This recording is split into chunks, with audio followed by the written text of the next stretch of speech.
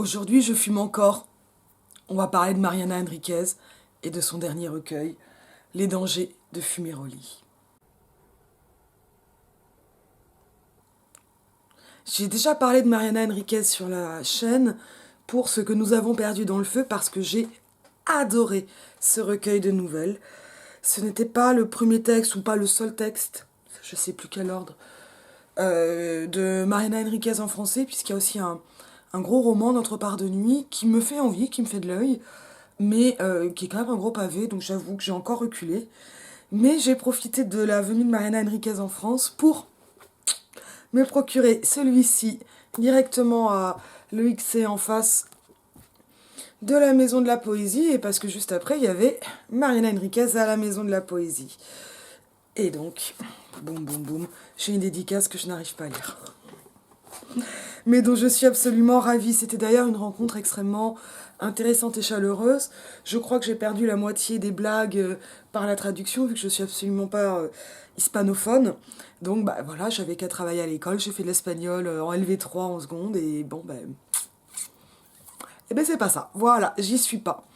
Donc je sentais bien, enfin voilà, que tout n'était pas traduit et que les gens rigolaient bien, mais déjà ce que j'avais était très chouette. Et c'est vraiment une très grande autrice. C'est encore confirmé avec Les dangers de fumer au lit. Franchement, il est superbe, le bouquin. 21 € parce qu'il faut le dire. On est aux éditions du Sous-sol qui sont de bonnes éditions. Mon petit regret, c'est que c'est un livre qui supporte très mal le transport.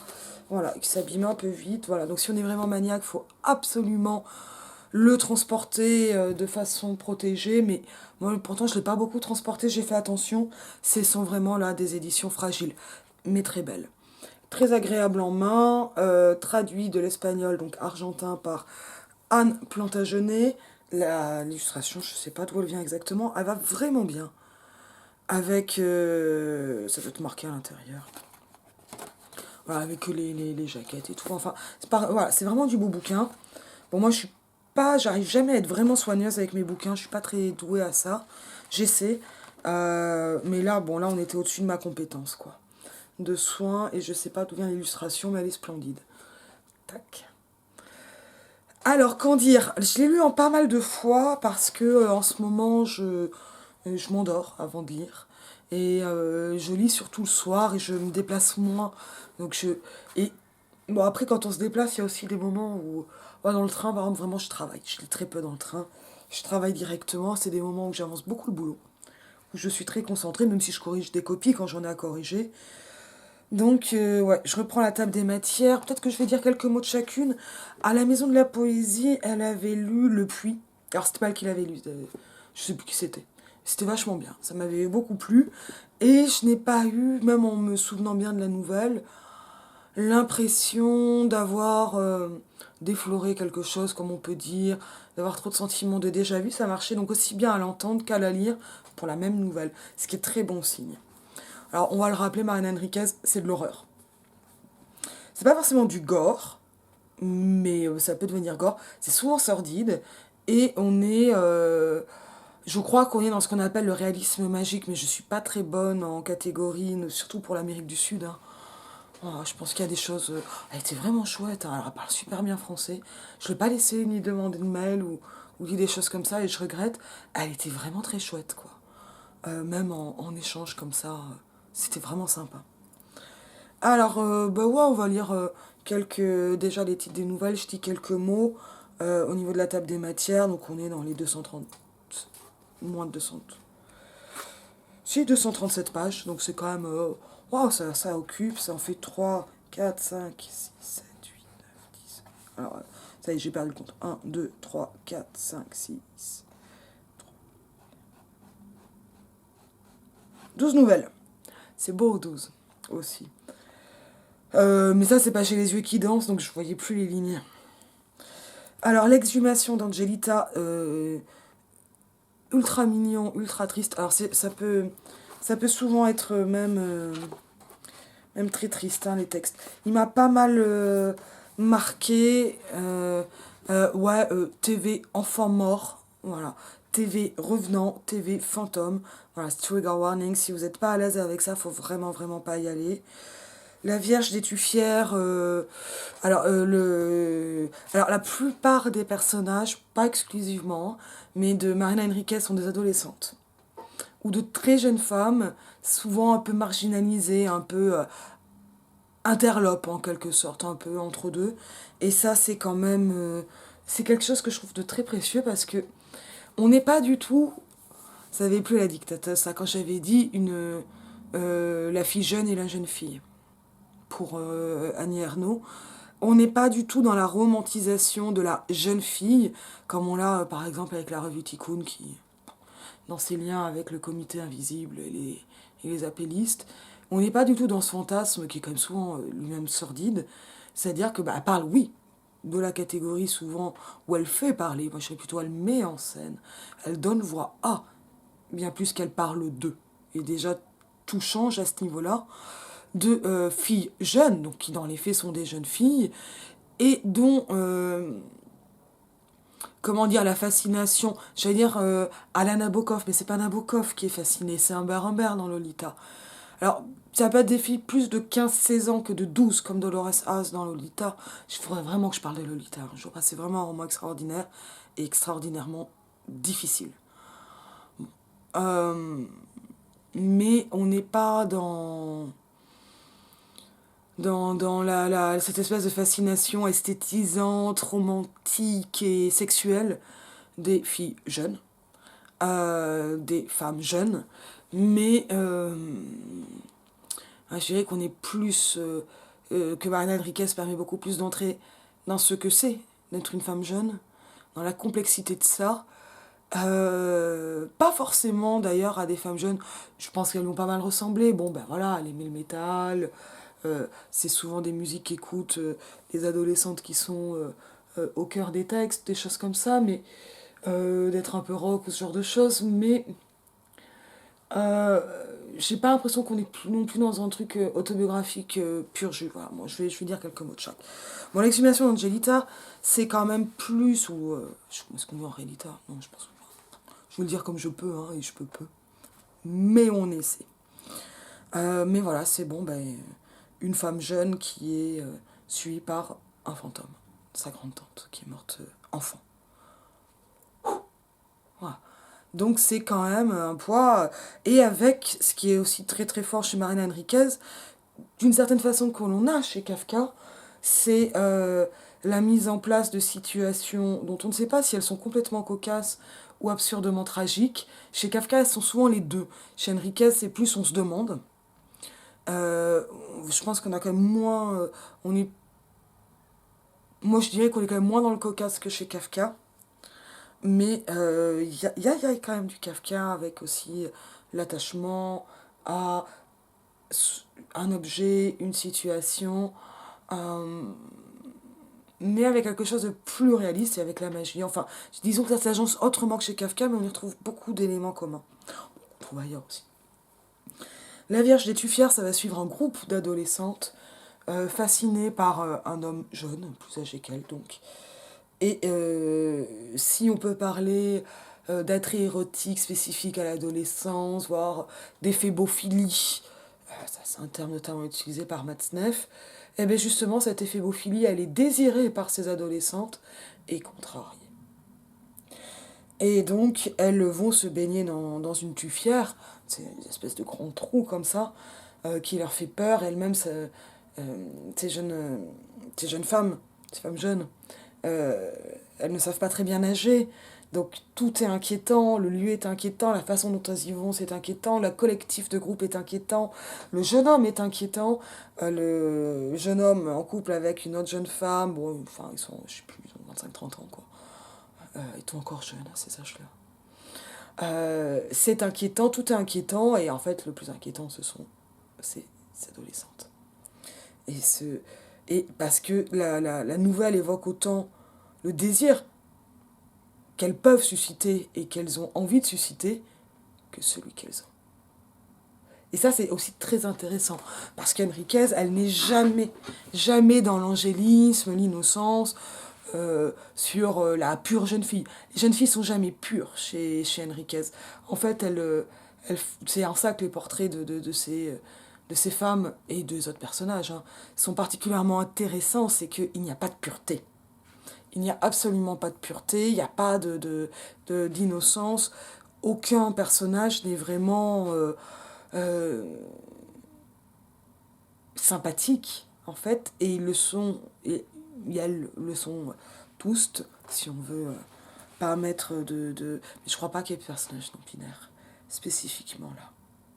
Mais ça, voilà, et ça me plaît, c'est vraiment souvent des textes sur des émotions et des situations, donc émotions très fortes de l'enfance et de l'adolescence, ou de vie de femmes un peu moins jeunes, mais quand même jeunes, euh, souvent un peu marginalisées, d'une façon ou d'une autre, en gros. Le caddie, ça c'est sur une malédiction qui s'abat sur un quartier à cause ou corrélé à un SDF chassé du quartier et qui y a laissé son caddie. Et donc là, on est très clairement en pleine misère sociale hein, et en lutte des classes et en ce qu'elle peut donner avec, on va pas dire saupoudré de pourpre parce que c'est vraiment trop cliché, mais avec voilà, ce qui s'apparente quand même, ce qui illustre une lutte des classes très très dure et une revanche ésotérique, magique, on ne sait pas vraiment. Et c'est absolument passionnant de voir aussi comment les choses se mettent en place avec énormément d'inquiétude. Le Puits, c'est la nouvelle qui a été lue à la Maison de la Poésie, donc par cette jeune femme qui a très bien lu, c'était super, mais je ne sais plus son nom. Euh, qui est très étrange, elle aussi, alors qui est aussi une nouvelle sur la magie, réelle, pas réelle, on ne sait pas, mais sur une jeune femme absolument, femme jeune, c'est vraiment un cliché, hein, absolument terrorisée au point de ne plus pouvoir sortir de chez elle, et qui se rappelle que jeune, toute petite fille, ce n'était pas elle qui était terrorisée, mais sa mère et sa grande sœur, et qu'elles sont allées voir une guérisseuse, et qu'elles en sont revenues bien, et que depuis c'est elle qui va mal. Et donc elle retourne voir la guérisseuse. Et comme ça décrit ce qu'est l'angoisse insurmontable que connaissent certaines personnes par moments, voire de façon beaucoup plus grande, et une angoisse absolument handicapante. C'est une nouvelle qui fait sentir l'angoisse. C'est dur à lire, mais c'est fascinant. Bon, on dira que c'est une nouvelle sur la famille, en plus d'être sur la magie. Mais c'est jamais sur la magie. C'est plus, il y a de la magie, mais ça va, je crois, parler plutôt de famille. Ramblatriste quitte l'Argentine pour l'Amérique du Sud, pour l'Espagne, justement pour l'Europe. Le dépaysement des Argentins à Barcelone et les fantômes de Barcelone, notamment les fantômes d'enfants. Beaucoup de fantômes d'enfants. Elle est dure. Mais très intéressante hein, pour le dépaysement, les liens, et quelque chose toujours d'un folklore qu'en France on a tendance à voir un peu de façon archaïsante et qui est bien vivant là. Le Mirador. Alors le Mirador, tiens, je sais plus ce que c'était le Mirador. En lisant le début, ça va me revenir. Mais on le voit rien qu'au titre. Hein. Ah oui, puis alors à chaque fois, c'est vraiment une très belle maquette. Le titre en blanc sur fond noir après la nouvelle. Ah oui, alors le Mirador, c'est sur une femme dans un hôtel. Il me semble. Ouais, et d'une femme suicidaire dans un hôtel et qui commence à parler avec une petite fille. Et qui elle-même suppose d'autres fantômes. Et on ne sait pas très bien qui parle. Superbe. Vraiment splendide.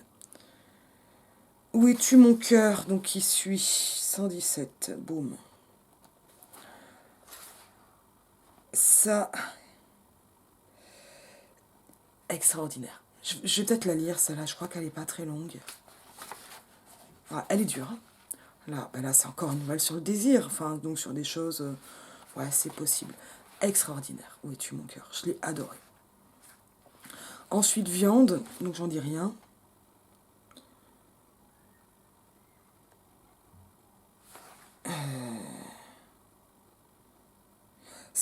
Alors ça, c'est quelque chose qu'on avait déjà dans finalement dans ce que nous avons perdu dans le feu, sur l'adulation pour les groupes, la musique. Ah non, mais non, je confonds avec une nouvelle de Mélanie Fazi, là tout de suite.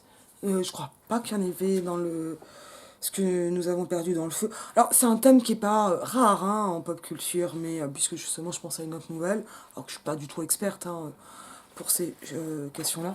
C'est dommage que je commence alors que les nuages arrivent.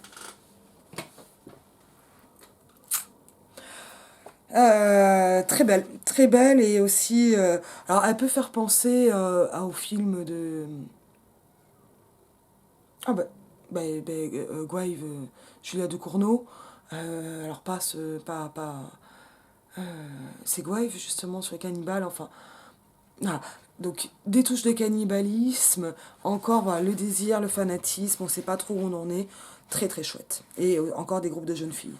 Ni anniversaire, ni baptême. Un genre de relation dont on ne sait pas tellement si elle est complètement amicale, un peu amoureuse, mais surtout sur un type, alors sur une nana qui a mis avec un type qui fait des vidéos pour des gens, à la demande, et des vidéos sordides, vraiment sordides, donc pédo quoi, et qui continue ou à la demande de d'une femme, finit par filmer une adolescente qui se pense possédée. Et donc on ne sait pas. Et qui va regarder les cassettes avec elle et montrer les cassettes à l'ami. Donc ce dispositif de la cassette qu'on trouve dans l'Infini Comédie d'Afid Foster Wallace, voilà, c'est une nouvelle évidemment. On n'est pas du tout aux mêmes échelles. C'est intéressant, circulation de la cassette. On a pas mal de VHS, de cassettes hein, chez Mariana Enriquez. J'aime beaucoup, mais vraiment, vraiment chouette. Voilà. Les petits revenants, j'ai adoré. Et puis alors là, en plus, hop là, le trépied, on peut, on peut en faire des symboles de la dictature argentine, des disparus, des choses comme ça. Elle ressemble un peu au synopsis des Revenants, de la série Les Revenants, qu'il y avait eu sur Canal il y a quelques années, qui était vraiment chouette. Et qui, en fait, part encore d'une femme, elle aussi amie avec un homme, lui journaliste, et elle travaille dans le bureau des disparus. Ce qui est quand même pas rien quand on a un passé de dictature comme l'Argentine. Et qui, un jour, voilà, a une fascination pour une adolescente disparue qui est exceptionnellement belle, qui a 14 ans, Vanadis. Vanadis, je sais pas comment on prononce. Et qui a l'air d'avoir en plus comme un genre de fluide, de charisme, enfin, chose de bon. Voilà. Et qui disparaît. Une vidéo est trouvée d'elle non identifiée, elle la reconnaît immédiatement, et donc bon, voilà, ça relance ça. Et un jour, elle retrouve Vanadis dans un parc, vivante, et elle la ramène. Et à partir de là, en fait, on retrouve de nombreux enfants disparus dans les parcs, et on les ramène chez eux. Ils apparaissent dans les parcs. Et les familles ne les reconnaissent pas. Enfin, seront folles de joie, puis ne les reconnaissent pas, et au bout de 2 semaines, les chassent. Et on a ces revenants-là dans la ville dont on ne sait pas exactement qui sont ces enfants. Si ce sont les vrais enfants, probablement morts, qui reviennent, d'autres, des copies. Extrêmement flippant. Superbe. Vraiment superbe, les petits revenants. J'ai adoré. Ensuite, après les petits revenants qui est un peu longue. Mais voilà, ça fait partie des grosses nouvelles. Les dangers de Fumeroli. Très jolie nouvelle, celle qui donne, nouvelle éponyme, qui donne son titre au recueil, et qui est assez courte, hein, mais qui part de l'annonce d'un incendie, enfin de l'annonce d'abord, de la sensation d'un incendie dans le quartier, de la narratrice encore, une jeune femme, et incendie qui est parti du fait qu'une vieille femme paralytique est morte dans son lit. Je raconte pas la fin. Flippante encore. Quand on parlait avec les morts, il me semble que c'est la dernière nouvelle. Ouais. Raconte encore un groupe d'adolescentes qui jouent avec la Ouija, donc c'est les tables où on va faire passer des jetons les uns aux autres. Elle est entremêlée, comme on dit, d'histoires, et notamment de l'histoire, évidemment, argentine et du Nuncamas, qui est, j'ai vérifié, mais je m'en doutais un peu, mais c'était quand même bien d'avoir les vrais noms, de se dire plus jamais. Oh, les copines hispanophones, elles vont se foutre de ma gueule. Hein. Je l'aurais mérité. Euh, qui est le rapport d'une commission sur les disparitions sous la dictature. Un rapport incomplet, entravé, mais voilà. Et elle commence à parler avec des disparus qui sont morts. Et en même temps, elle n'arrive pas... Donc ça marche. Donc déjà, c'est flippant, en fait. Et elle n'arrive pas complètement à rentrer en contact avec ces disparus. Et elles ne savent pas pourquoi. Pourquoi ils sont réticents. Et en même temps, bah, c'est quand même très drôle parce qu'ils se foutent de leur gueule, ils les charrient, enfin voilà. Donc voilà, c'est quand même un peu angoissant. Et je pense que je vais lire... je crois que c'est vraiment ma préférée du recueil. Ah mince, j'ai perdu la page, je l'avais gardée.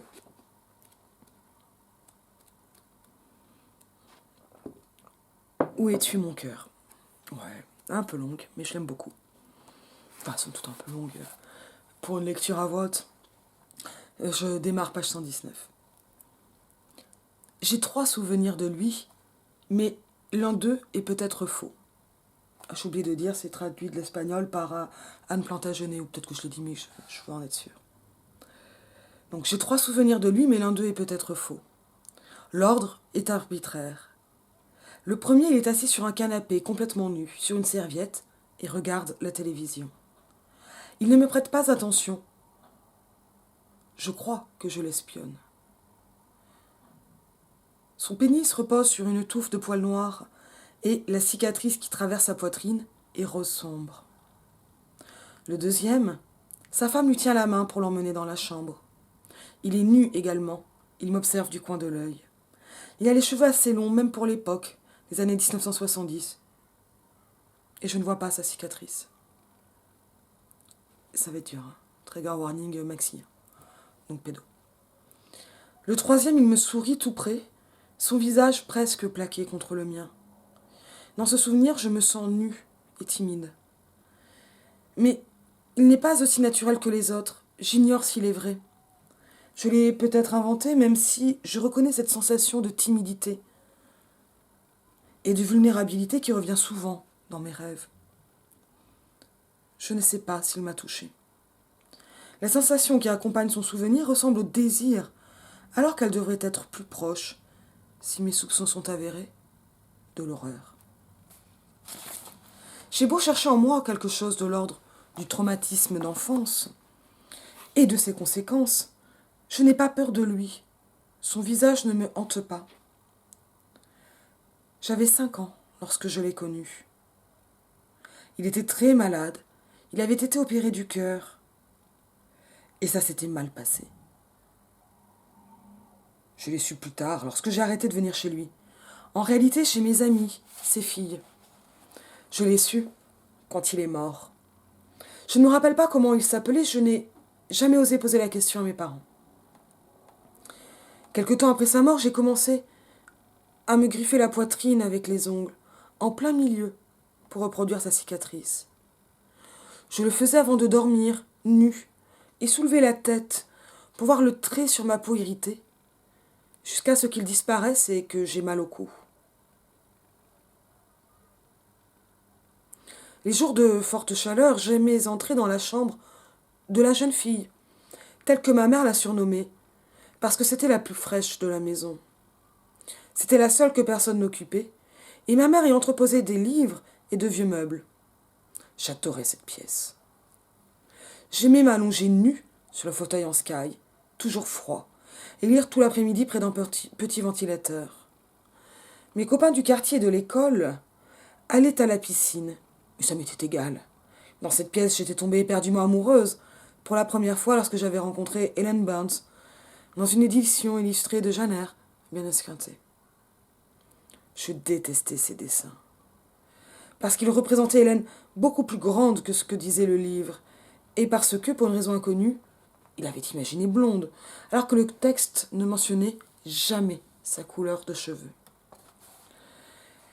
Elle n'était pas comme ça, et je le savais. Tout l'été, je l'avais imaginée sur ce fauteuil, devenu le lit de l'orphelinat où Hélène, physique si belle, agonisait tandis que je lui tenais la main. Hélène était un personnage secondaire dans le livre. Jane, l'héroïne, arrivait à l'épouvantable pensionnat de jeunes filles de Lowood et ne pouvait pas se faire d'amis car le directeur, le méchant Brocklehurst, l'humiliait devant toutes ses camarades. Mais Hélène s'en fichait. Hélène devenait l'amie de Jane. Elle était au-dessus de tout, parce qu'elle était proche de la mort. J'ai pressenti que je tomberais amoureuse d'elle lorsque Jane la voyait et pour la première fois dans la cour. Lisant ce livre au nom tellement étrange, Restless. 4 chapitres plus loin, Hélène était morte. Il y avait une épidémie de typhus dans le pensionnat. Hélène faisait une rechute tuberculeuse et on l'installait dans une chambre au premier étage. Je comprends pas tous ces imparfaits-là. Jane allait la voir un soir. Ah là. Cette dernière nuit, Hélène et Jane dormaient ensemble. Dormir. Aujourd'hui, quand je me rappelle ce chapitre, je n'ai pas besoin de le relire. Je m'en souviens par cœur. Je comprends tout. Lorsque Jane se glisse dans le lit de la moribonde et qu'Hélène lui dit « Tu as chaud, ma chérie ?»« Ma chérie, ma chérie. » C'était une scène d'amour. Quand Jane se réveillait au matin, son amie, Hélène, était morte. Ce chapitre, tous les soirs, tous, je me couchais et j'étreignais l'oreiller, comme si c'était Hélène. Mais je ne dormais pas, contrairement à cette imbécile de Jane, non. Je la regardais mourir. Je lui prenais la main et elle mourait, son regard gris plongé dans mes yeux, et la respiration saccadée, me permettant d'apercevoir une part de cet autre lieu où elle s'en allait pour toujours. J'ai vite compris que mon fantasme était irréalisable. J'avais 14 ans quand une amie m'a dit, bouleversée, « Tu sais ce que je viens d'apprendre? Tu te souviens du frère de Mara ?» Mara était une ancienne copine de classe qui avait changé de collège. Oui. On a découvert qu'il a une tumeur entre le cœur et les poumons. Ce n'est pas opérable. Il va mourir. Une semaine plus tard, j'ai suggéré à mon amie de rendre visite à Mara. Je voulais voir son frère mourant. Je me disais que je tomberais peut-être amoureuse de lui. Mais quand je l'ai découvert, il était malade, comme il fallait. Mais il ne me plaisait pas. À cette époque, j'étais perturbée. Et je suis arrivée à une conclusion qui m'a rassurée. Puisque je n'aimais pas les vrais malades, je n'étais pas une perverse. Mais cette pensée ne m'a pas guérie de mon obsession. Pendant 1 an, j'ai dépensé l'argent que me donnait ma mère en livres de médecine très coûteux, tandis que mes amis claquaient le leur en drogue. Rien ne me rendait plus heureuse que ces livres, tous ces euphémismes de la mort, tous ces termes médicaux beaux qui ne signifiaient rien, ce jargon difficile, c'était de la pornographie. À ce stade, je savais parfaitement ce qui m'excitait.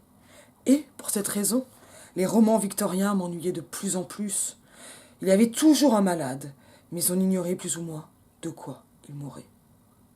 Une fois remise de mon amour pour Hippolyte, l'adolescent tuberculeux de l'idiot, qui dura plus d'1 an, j'en ai eu un peu marre des phthisiques. Je voulais de la pornographie. Les malades comme Hélène, Tadzio ou Hippolyte, c'était de l'érotisme, de la suggestion. Par ailleurs, c'était toujours des personnages secondaires. Hippolyte était idéal. Beau, Dostoïevski prenait soin de faire dire au prince Mishkin, il a un très beau visage. Des mots qui me faisaient frissonner. Adolescent, indubitablement moribond, têtu, vulnérable et méchant. Mais il parlait beaucoup et s'évanouissait peu. J'en avais assez des descriptions de la pâleur, de la sueur et de la toux. Je voulais plus de détails, je voulais du sexe explicite. Les livres de médecine étaient parfaits pour cela et m'ont également aidé à affiner mes fantasmes. Je passais vite sur les maladies neurologiques. Je n'aimais pas les convulsions, ni les déficiences mentales, ni la paralysie, et, à vrai dire, je trouvais le système nerveux plombant. Curieusement, l'oncologie ne m'intéressait pas. Le cancer me paraissait sale, surestimé, socialement un peu vulgaire. La pauvre dame a une tumeur disaient les bonnes femmes. On dit ça aussi pour la pomme de terre. Et il y avait trop de films avec d'héroïques cancéreux. J'aimais les héros malades, mais pas ceux qui n'étaient pas un exemple de vie. Quant à la néphrologie, ce n'était pas drôle. Évidemment que les gens mouraient lorsque leur rein ne fonctionnait plus. Mais ça ne me passionnait pas, le mot rein en soi me semblait atroce. Sans parler de gastro-intestinal, tellement répugnant.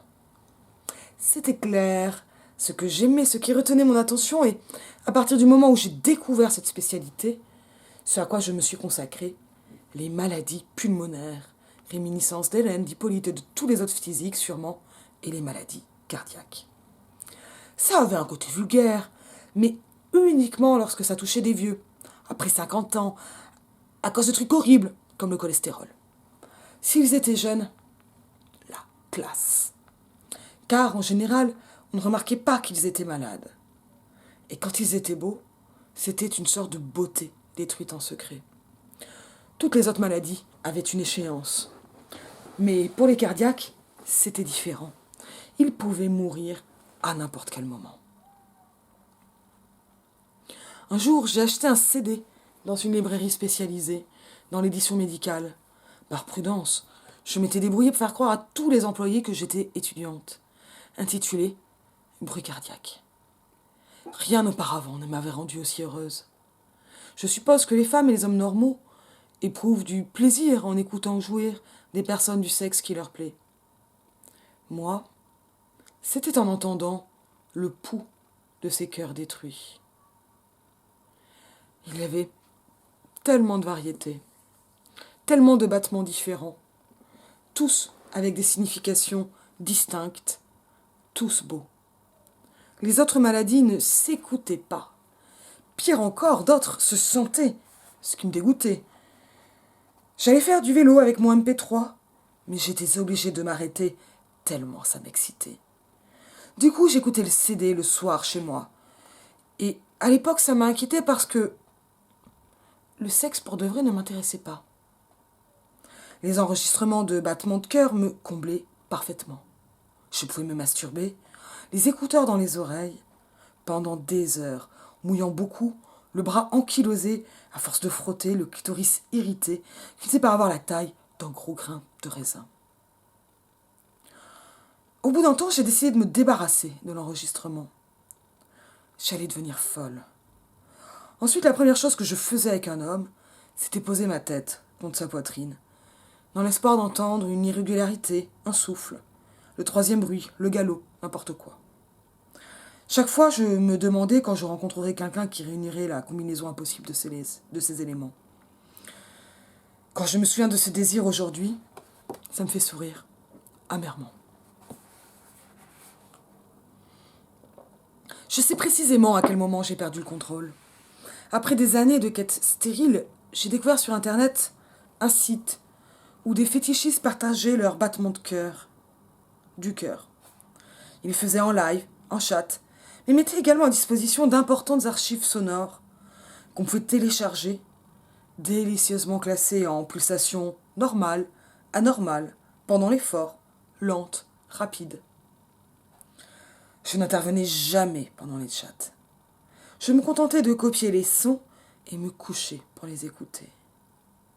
Un rythme accéléré, régulier, soudain un pouls plus rapide, un autre plus lent, extrasystole ou contraction ventriculaire. Moi qui pensais jusque-là que je me masturbais trop brutalement. Je ne me rendais pas compte, je ne savais pas jusqu'où pouvait aller l'excitation. Mon médium entre la petite lèvre droite et le clitoris frottant jusqu'à l'os, jusqu'à la douleur, jusqu'au sang parfois, les orgasmes se succédaient l'un après l'autre, implacables, énormes, pendant des heures. Les draps humides, la transpiration entre mes seins, ma peau hérissée en permanence et sentir mon clitoris gonflé, glorieux, les contractions de mon vagin et de mon utérus. Les tachycardies supraventriculaires, le souffle sublime de la sténose aortique, l'arythmie provoquée par l'hyperventilation ou la manœuvre de Valsalva, auxquelles seuls les plus courageux se risquaient. De temps à autre, en chœur, discret, à peine audible et affolé derrière les côtes, un son obtenu en retenant sa respiration. Et quand l'oxygène revenait à la fin, ce cœur s'agitait comme s'il vivait à l'intérieur d'une boîte de tomates, déconcerté, bien trop lent quelquefois, comme s'il était sur le point de s'arrêter. Je ne répondais plus au téléphone. J'arrivais partout en retard. Je m'arrêtais uniquement quand ma vulve irritée, blessée, me faisait trop mal, cachant le plaisir. Dans le noir avec mes écouteurs et les cœurs, telle était ma vie. Plus jamais de sexe avec de vrais gens. Pourquoi faire? Jusqu'au jour où j'ai repéré un des cœurs. Son pouls était parfait. Je le distinguais sans problème, sans connaître pourtant la personne à qui il appartenait, qui portait le pseudo de HCM. Les enregistrements étaient toujours très clairs, et les battements sans cesse différents, dangereux, en fibrillation auriculaire, en tachycardie excessivement longue, au galop. C'était un homme. On entendait sa respiration parfois et des traces de sa voix. Lorsque j'ai découvert une archive où il gémissait parce qu'il avait senti, disait le texte qui accompagnait la bande, une douleur dans la poitrine pendant la séance, j'ai décidé de participer au chat pour entrer en contact avec lui. Il s'est montré farouche pendant un temps trop long pour moi, mais objectivement court, je suppose. Un mois après notre premier échange, il a accepté de me rencontrer. Incroyable, on vivait dans la même ville. C'était statistiquement improbable, pour ne pas dire impossible, car notre rencontre avait eu lieu au sein d'une communauté internationale de fétichistes. On a décidé de ne pas y accorder d'importance, de ne pas tomber dans les signes du destin ou théories du même genre. Nous nous sommes consacrés uniquement au plaisir. Il aimait qu'on écoute son cœur. Comme il était très malade, il était généralement exclu des chats et des communautés en ligne. Les gens pensaient qu'il était mourant, trouvaient que ça allait trop loin, perturbait la notion de jeu et de plaisir. On a vite abandonné le monde virtuel pour s'enfermer tous les deux dans ma chambre, avec du matériel d'enregistrement, un stéthoscope, des médicaments et des substances permettant d'altérer son rythme cardiaque. Nous savions tous deux comment ça pouvait se terminer, et on s'en fichait.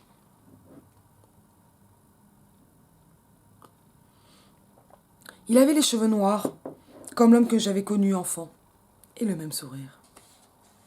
Mes 3 cicatrices, au lieu d'une, lui traversaient le sternum de haut en bas. Un observateur novice n'en aurait vu qu'une.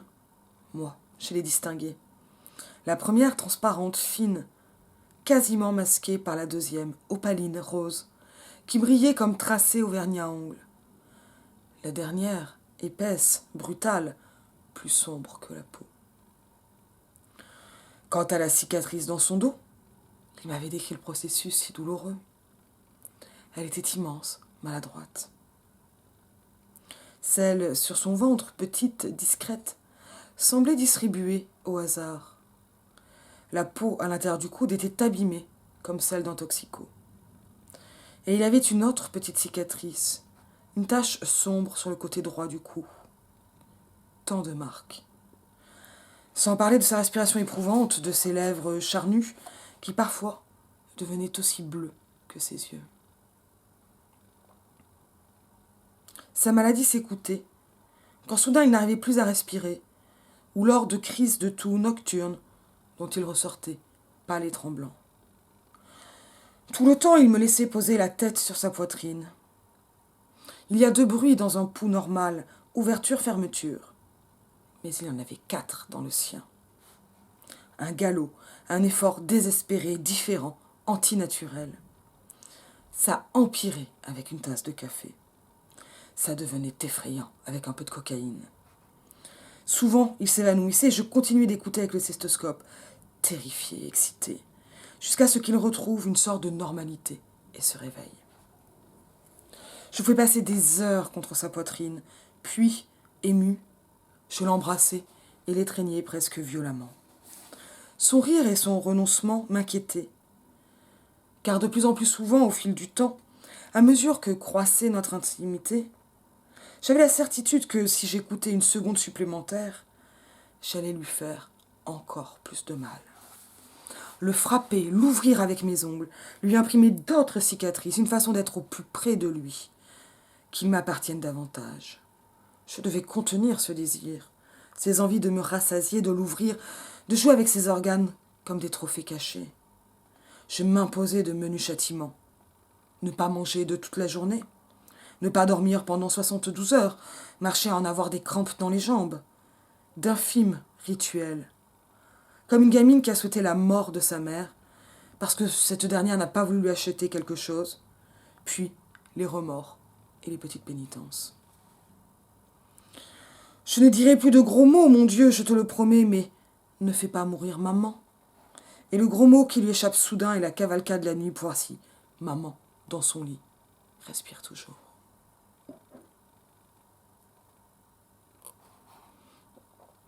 Mais je crois que j'ai fini par le haïr. Je le haïssais peut-être depuis le début. Comme je détestais l'homme qui avait fait de moi une anormale, une malade, avec son pénis fatigué devant la télévision et sa belle cicatrice. L'homme qui m'avait brisé. Je détestais mon amant. Sinon, comment expliquer certains jeux ? Je l'obligeais à respirer rapidement dans un sac en plastique, jusqu'à ce qu'il transpire et que ses bras se mettent à trembler. Son cœur cognait sous le stéthoscope et il suppliait « Ça suffit !» Mais j'en voulais davantage et il ne refusait jamais. J'ai dû appeler les urgences un jour. Lorsqu'ils ont calmé sa tachycardie grâce à la cardioversion, une décharge électrique sur la poitrine comme dans les massages cardiaques, je me suis enfermée dans des toilettes proches et, au moment de l'orgasme, suis tombée sur la lunette en hurlant. Je lui ai acheté du poppers, de la cocaïne, des anxiolytiques, de l'alcool. Chaque substance produisait un effet différent, et il se laissait faire, ne protestait pas, parlait à peine. C'est même lui qui a payé le loyer de mon appartement avec ses économies, quand on m'a menacé d'expulsion. Je n'ai plus jamais payé, je n'avais plus le téléphone. Tout ce qui m'importait, c'était l'électricité, pour pouvoir enregistrer et écouter mes expériences lorsqu'il serait trop épuisé, quasiment inconscient. Il n'a pas protesté quand je lui ai dit que j'en avais marre, que je voulais le voir, poser la main sur son cœur, délivrer des côtes de sa cage, le tenir dans ma main, palpitant, jusqu'à ce qu'il arrête de battre, sentir les valvules désespérées s'ouvrir et se fermer à l'air libre. Il a juste dit qu'il en avait assez lui aussi, et qu'on allait avoir besoin d'une scie.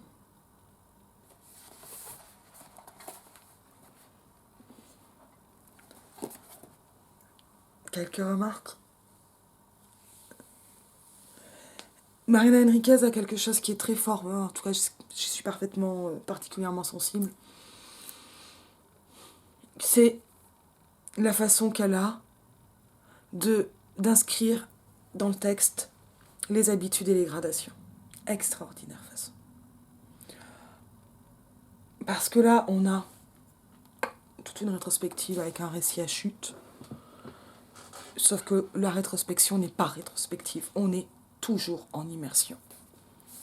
Alors, si c'est rétrospectif parce que j'avais un souvenir, mais une fois qu'on a cette bascule qui va permettre de faire le lien, sous-entendu par le trauma d'enfance, qui lui-même n'est pas explicité, mais qui est d'autant plus horrible qu'il ne l'est pas, et que ses conséquences sont si dures. Amorale, cynique, particulière, destructrice. Avec aussi cette fausseté initiale. On ne sait pas si le récit qu'elle a est le vrai ou pas, ce qui est d'autant plus terrifiant. Donc on va avoir un processus immersif qui passe de gradation par immersion, c'est-à-dire qu'on a des moments rétrospectifs mais très peu. Donc je ne savais pas encore que c'était peu. Et ça va mettre en place cette tension au fur et à mesure du récit qui va jusqu'à une forme de chute ou une forme d'acmé et on n'a plus rien. Et ça, c'est vraiment quelque chose qui va être assez permanent. Bon, on peut très clairement dire, c'est difficile de savoir s'il s'agit d'un récit sur le désir ou sur le trauma, qui peut amener un déplacement, curiosité au niveau du désir. Mais je pense que c'est les deux, parce que c'est aussi un récit sur un désir, on va dire, atypique, très atypique, une paraphilie, un fétichisme. Une déviance, si on prend des termes moraux, mais ça, ce sont des termes qui sont dépassés en médecine, et qui ont une charge morale très négative, évidemment. Et qui elle-même est jamais... L'immersion elle est d'autant plus inquiétante chez Enriquez qu'il n'y a pas de jugement de valeur des narrateurs-narratrices. Et ça, c'est notamment lié au fait que eh bien, les voix de la narration ne portent pas de jugement. Ils sont toujours à la première personne. Intra- et autodiégétique, ce sont des gens qui racontent leur propre histoire, dont ils peuvent être spectateurs. Voilà. Mais en tout cas, et qui vont souvent participer, même s'ils sont secondaires. Ils sont quand même souvent participants. Donc ils ont des formes de responsabilité. Ça, c'est effrayant. Et ils sont en même temps...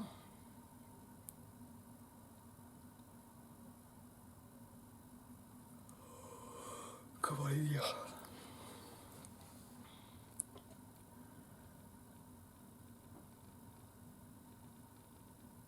Comme spectateurs d'eux-mêmes. Dans la façon dont le récit se raconte, toutes les actions sont dites, mais cette espèce de légère rétrospection, sans jugement, très immersive par la première personne et par les détails très concrets. Ici, là, notamment tout le vocabulaire médical. Les effets de rythme qui sont mimétiques, par exemple. Les effets de chute. Les effets de rupture aussi, par les passages rétrospectifs. Et, en fait, on a un moment, parce qu'on n'a pas de continuité d'un moment à l'autre. Et ça donne l'impression donc, d'une tension inéluctable, d'une gradation inéluctable. Mais le personnage est inquiétant parce qu'on ne sait pas s'il s'agit ou non d'un personnage clivé. Et en tout cas, les désirs du personnage n'en font pas une source très fiable, au moins du point de vue de sa moralité. Même si elle semble très fiable du point de vue quand même de ce qui est raconté. Et on est dans une objectification cynique, absolument totale. Ce qui parle du désir et d'un désir qui déborde. Et qui va aussi avec ce titre-là, qui pour le coup n'apparaît pas dans le texte, ça dépend des nouvelles. Où es-tu mon cœur ? Qui est bien sûr le plus souvent une expression figurée, ici prise dans un sens concret. Moi, c'est ce jeu concret abstrait qui m'intéresse beaucoup dans les métaphores. Qui vont permettre de remotiver anatomiquement, mais aussi érotiquement. Avec cette espèce de postulat que l'anatomique est érotique. Mais ici, l'anatomique, il est aussi le jeu, pas comme... on est au-delà du corps lesbien, là. Encore le corps lesbien, il y a aussi une participation du jeu JE. Mais là, comme on est dans un univers beaucoup plus réaliste, on a cette immersion vraiment facilement, je pense. Et c'est une femme qui parle. C'est une femme qui se genre au féminin, donc on ne connaît pas, dont on ne sait rien, dont on ne connaît pas le lieu de vie. On sait qu'elle est dans une ville, on ne sait pas laquelle. On connaît juste ce désir. Donc tout cela pourrait en plus être un genre de témoignage, comme un fil Reddit ou sur ce chat sur lequel elle est. Alors cet aspect-là de la fiction prouvée, il n'est pas développé. Mais sa suggestion va augmenter la fiabilité et donc l'inquiétude, l'horreur. Et peut-être l'érotique. Et c'est ce mélange d'érotique et d'horreur qui me semble particulièrement prenant. Et vraiment, je conseille la lecture de Mariana Enriquez. Je vous dis à bientôt.